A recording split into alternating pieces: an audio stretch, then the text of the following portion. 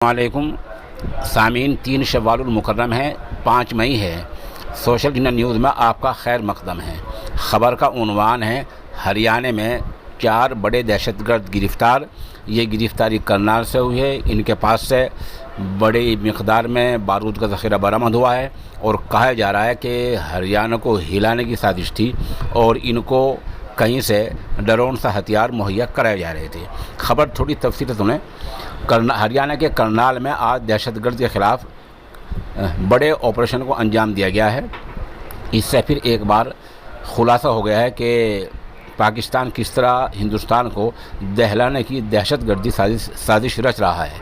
पकड़े गए चारों दहशतगर्दों को बब्बर खालिसा से जुड़े दहशतगर्दी वास्ते से बताया जा रहा है और करनाल के पुलिस कप्तान गंगाराम पुनिया ने जानकारी दी है कि इनके नाम गुरदीप, अमनदीप, परमिंदर और भूपिंदर हैं।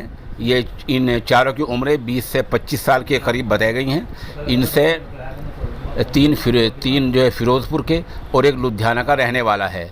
जो इनमें अहम सरगना है, अहम मुलजिम हैं, उसको दूसरी जो दहशतगर्दाना जेल में मुलाकात हुई थी। ये चारों बताया जा रहा है कि खालिस्तानी जो दहशतगर्द अड्डा है हरविंदर सिंह, उसके ग्रुप के बताए जा रहे हैं और उससे इनका राब्ता बताया जा रहा है। पुलिस के मुताबिक इनके पास से एक देसी पिस्टल, 31 जिंदा और 3 लोहे के बॉक्स मिले थे। इनमें से एक बॉक्स का वज़न लगभग 2.5 किलो के आसपास है। इन पर 1,30,000 रुपये कैश भी मिले हैं।